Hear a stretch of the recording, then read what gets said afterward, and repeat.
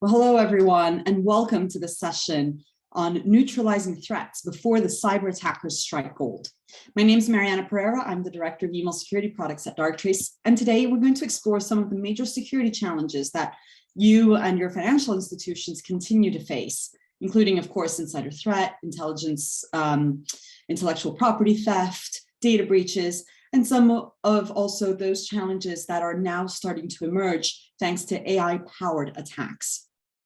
Of course, banking and financial services have long been the holy grail for attackers, and digital financial data drives businesses and economies. So with ever greater rewards, cyber attackers just continue to target financial institutions and industries with full force, as well, of course, as the increasing advances in the technological capabilities of these attackers.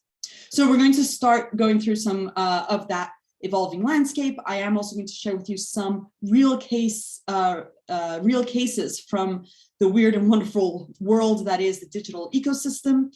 And if we have time, we'll do some Q&A at the end, but if not, I will provide you with my contact information, so please feel free to reach out to me. So let's dive straight in. Of course, we already know this. It's been spoken about by just about every speaker in every conference that threats are growing across all industry sector, but also the threat types are growing and are becoming more and more sophisticated.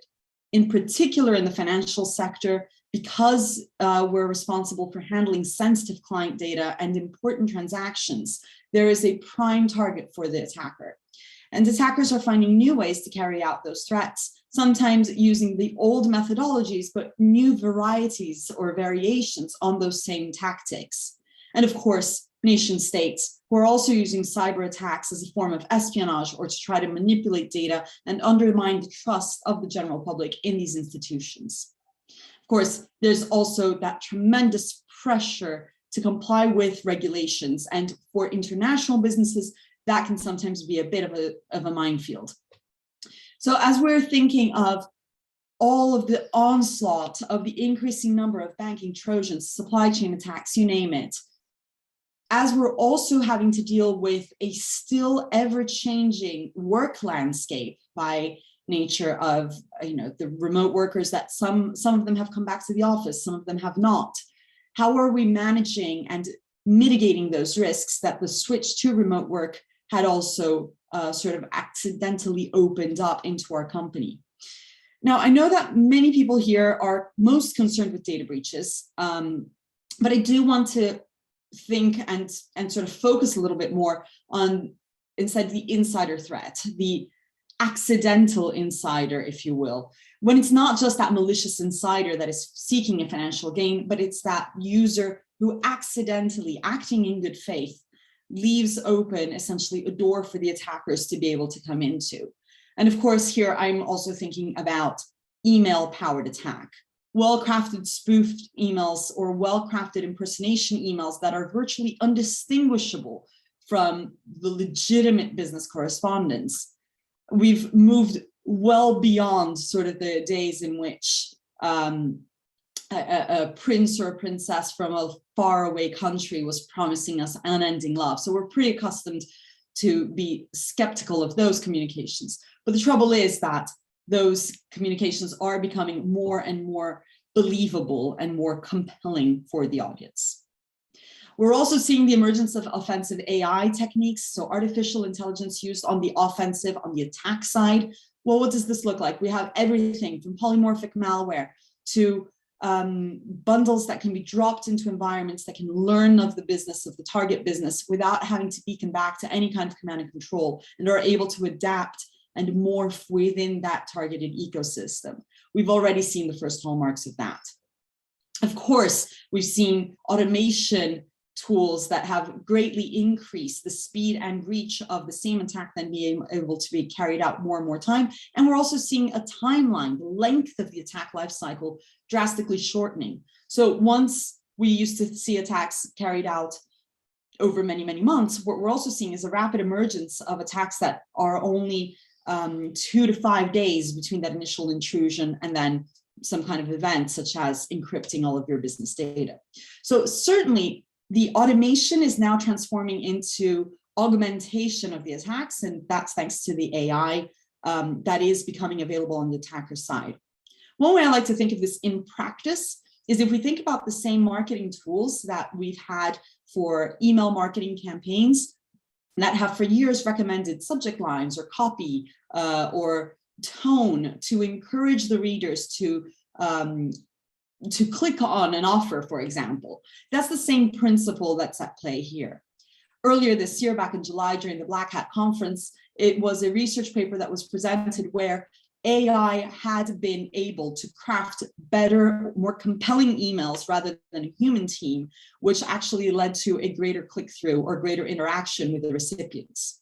This is not new to us at Darktrace. We've actually been doing this for many, many years, where we've been seeing how our AI can work side by side with our analysts, help them write copy, help the defensive side. So what we're absolutely seeing here is the validation that the offensive side is also arming up.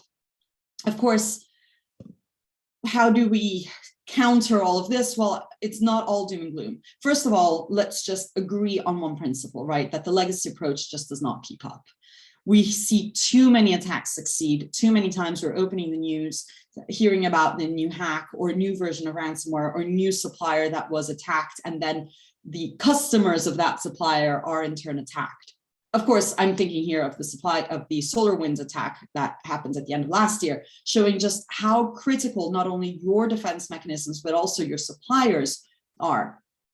So we can't keep thinking of building stronger firewalls or higher and higher walls and continue with that, keep bad stuff out and only let the good stuff in. That just doesn't work. It's a binary approach to a very rich and complex environment. And we know that we cannot dilute everything into yes or no questions so that the computer can adapt.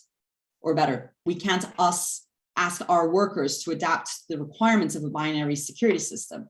Rather, what we want to do is have a machine that can understand that richness of the human interaction, the richness of the interactions of the people in our business, and learn from that business. And of course, to do this, you need AI. Now, every man and his dog now say they can do AI. In fact, most of these statements come from marketing departments, but not the technology teams. So I would challenge and ask you to challenge each and every one of your vendors, including Darktrace, to show you this in practice, prove the value of their artificial intelligence and their ability in being able to continuously learn in the real world. And that continuation, that continued learning is what we call self-learning AI. And that's the key difference between a legacy approach or even legacy approaches that are using some kind of machine learning to supercharge their defenses and Darktrace, because this is AI that understands the dynamic of the world. So the self-learning AI is based on the same principles as the human immune system. We apply this in practice by thinking, well, we can't predict threats. I mean, even those that we know exist, there's already a hard enough time keeping those out. But more worryingly, we cannot and we don't know where the next attack is going to come from. We just know that there will be one. And not only the rise of attack frequency, but also the speed of the attacks. So we need to be able to balance business innovation and a secure workforce in a harmony, which is very, very difficult to come by. Because by definition, security in 2021 must be able to deal with the unpredictable whatever event that will be on the horizon. And so it must deal with how the world is and not how the world should be. So in embracing artificial intelligence, we've been able to create a remedy in the form of this immune system for the business. And just like the human immune system, it learns what is normal for the individual business. So it learns every time in a new deployment, in a new ecosystem, and it learns that rich ecosystem that makes up your business, your workers, your devices, your servers, your IoT tools, your sensors, everything that makes up that digital ecosystem, your cloud environments, your SaaS environments, your emails. And it understands all of that by learning the business rather than learning from the attack. And that's why even when we're facing a never before seen attack, the AI is able to respond, to fight back. And it needs to do this autonomously, because if we stick to rules or we stick to like SOAR and orchestration tools, those are again predefined. The incredible thing about autonomous response is allowing the AI to see a new scenario, a new dynamic threat or an evolving threat, and keep up with that threat over time, adjusting the response so that it is as surgical and as disruptive to the business as possible, but contain the attack. Now, I've promised you a couple of real case scenarios. First of all, I did want to share with you one spoofing attack that I think all of you have probably either seen or seen a version of this very same kind of email. Of course, I'm talking about a spoofed email communication. From a technical point of view, this is quite simple to do. This is not targeted in the slightest. What we have here is what appears to be an automated communication from a legitimate bank. In this case, Chase, one of the biggest banks by brand in the United States. And so it's a pretty indiscriminate attack, right? Anyone receiving this with some likelihood may or may not be a Chase customer. And if you are a Chase customer and you are receiving a notification to say that an unrecognized transaction has occurred in your account, especially in the moment of increased e-commerce activity, you might believe this to be legitimate and engage with the email by clicking here to denounce this activity as fraudulent. Of course, the email itself is fraudulent. So when you go to click and denounce this, you are buying into the premise of the attacker and you are communicating with the attackers who will ask you to confirm your bank details. And by doing this, you will have essentially handed over your banking information. Now, for the AI, this is very clearly a fraudulent communication. The AI will have analyzed this communication, this email, and will have contextualized it to other known correspondences in the business. Here, this is very clearly a case of spoof, of a spoofed identity. There is a suspicious link that no one in the ecosystem had ever been to before. It's also recognizing that actually the sending address, even though it was made to appear like something you've seen before and you would recognize, it's very clear to the AI that this is a new contact. There was no previous correspondence. So with 100% certainty, the AI is able to make a decision here. Initially, it was going to lock the link and just neutralize the link, but actually, as it is so certain in its evaluation of this scenario, it will go ahead and hold back the message altogether. Now, this is a pretty standard type of attack. As I said, it's pretty indiscriminate. It's one of these spray and pray attacks.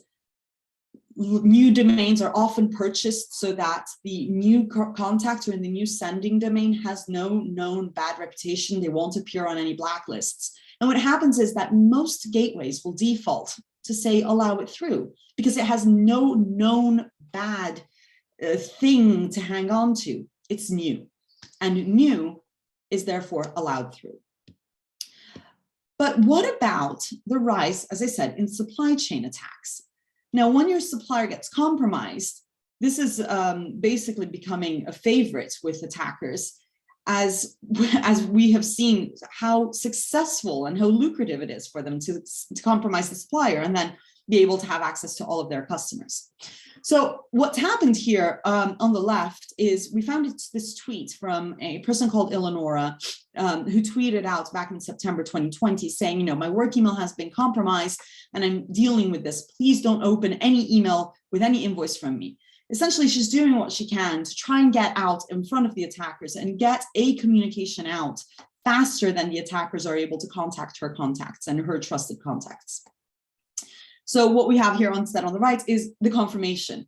During a proof of value, Cash very kindly then responded to Eleonora's tweet and saying, at SocFin UK, we're currently trialing Darktrace and Antigena, that autonomous response capability I was telling you about. It worked out that email was extraordinarily unusual for Eleonora because we had the context, because the AI could understand how Eleonora usually corresponds with the business, with Kaj's coworkers. It was very, very easily able to understand that this was not the real Eleonora behind that alias and took steps to block that email from coming through. And that's why I believe that this year, undoubtedly, we will see that the highly lucrative supply chain fraud, that will continue to rise. And in fact, it's likely that these kinds of attacks will become more common than the CEO frauds that we saw in the last couple of years.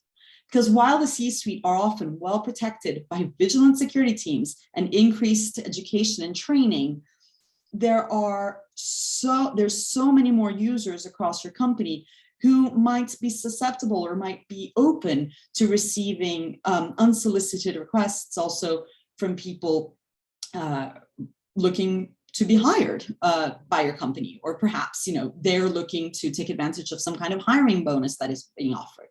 So there are really so many ways in which those third-party environments can be leveraged, and those insiders or your workers become accidental insiders. Let me just show you what this scenario looks like from the AI point of view, just like I did with the chase. This is a different use case. This is a different threat altogether, but it's pretty much the same dynamic. Here, a supplier had been compromised. And again, the user was made aware of the fact that their email had been compromised and was being used in a large-scale attack. And here what we see is the AI, the two responses. On the left-hand side, even though the email was sent by the real Alessandro at 1600 hours and 9 minutes, this was just a few hours after the emails had been sent off. What we see here is that the AI had been able to identify what were legitimate communications and what was actually the attacker using Alessandro's email. How? Well, let's just look at one of these in depth. The email was held altogether, and of course, because the AI had deemed this to be very suspicious and out of character. And you don't need to be a PhD or have an advanced degree in mathematics to use this kind of artificial intelligence. It will talk to you in simple terms. What it's provided you here with this narrative, sort of like that cyber AI analyst helping your analyst team to understand and investigate. Why did it take the decision that it took? There's nothing more frustrating, you think, than a black box AI that you can't understand the reasoning. Well, at Darktrace, we are proponents of 100% visibility. We want to be able to work with the AI hand in hand with our analyst teams, with our SOC teams, and with our IT security teams. So of course, there's 100% visibility in all of that. One last story I wanted to share with you, and you'll detect a threat trend here in the theme of the different stories. What we had found is that among the key challenges of the last couple of years has been that the remote working has meant that critical information, business critical information, intellectual property, forecasting data, all sorts of market predictions, really, really valuable information is now being shared across cloud and third-party SaaS environments. And among the key challenges of SaaS security is, of course, balancing out that convenience of the open access, that sharing and openness of information with the imperative of protecting privileged assets, privileged access, and of course, customer and financial data. With thousands of employees sharing a file share or some kind of online archive, data sets at all times, and then safeguarding those SaaS applications against those attacks, sometimes is a bit hard for teams who have never done this before.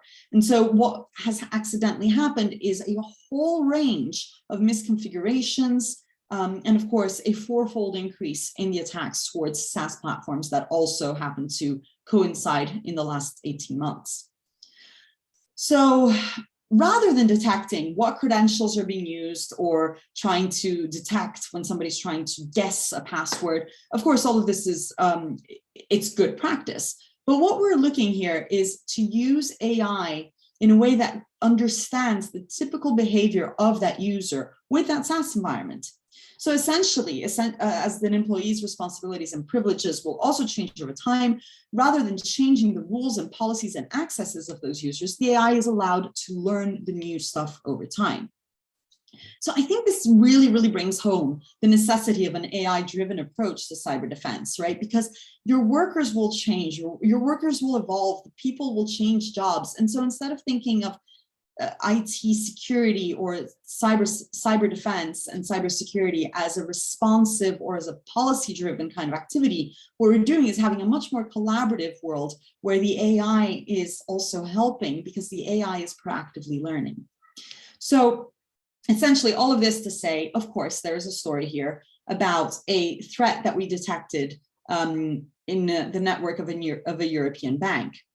And here, what had happened is that the attackers had managed to steal these credentials. How? We don't actually know. It could have been a phishing attack. It could have been sold on the black market. The point is that an attacker was able to gain entry into a user's account, and for all intents and purposes, it seemed like legitimate access, except that once the attacker was in using this identity of a legitimate user, they started doing things that that user doesn't habitually do, started accessing files and information. Instead of downloading files, what we saw once is somebody screenshotting a whole bunch of information so that they wouldn't leave a trail of the download. Well, even that in itself was very unusual, because the act of opening all of these different files in quick succession was very unusual for that particular user. So again, the AI is able to find even those very, very subtle deviations that nobody would have thought to write a rule for necessarily. Well, back to this story. So the attacker gets in through the legitimate credential. And of course, with so much and so many of our businesses now being on Microsoft 365 or on Office 365, SharePoint, this particular user had left a file on SharePoint with unencrypted passwords. And yes, I'm sure that that worker has been subsequently rebriefed, but in the meanwhile, the attacker had access to that file with all of their passwords, and the attackers could have reasonably have accessed that file to then get their way into secondary or tertiary systems. By having the legitimate passwords, they would have successfully bypassed any of the conventional security controls and wouldn't have sent any alarms off towards the security teams, because again, these were legitimate access. But again, the behavior was unusual. So while the attacker probably exploited those clear text passwords to be able to then escalate their privileges, further their research into the organization, find more intellectual property to exfiltrate, what our AI was able to do was identify that activity as anomalous for that particular user in that particular network. And so it created all sorts of alerts for the security team, unusual access of sensitive files. And that nuanced understanding that the AI was able to bring and highlighted to the security team meant that we were able to intervene much, much faster, basically in near real time, therefore avoiding any leakage of data and any of the usual progression of the attack. So with that, I'd like to thank you so much for participating in today's session. If you have any questions or would like to find out more about how Darktrace's cyber AI can work for you and your organization, please get in contact with us. Reach out to us either here through the event or visit our website. You can also sign up for a free trial of our technology and try it wherever you think is most appropriate for your use case, whether that's email, whether that's your network, whether that's your cloud or SaaS environment. The AI is always in your control. And what we believe is very, very firmly that it's the only way to counteract that emergence and ever-growing escalation of essentially the cyber arms warfare. Fight AI with AI. Thank you so much, and see you next time.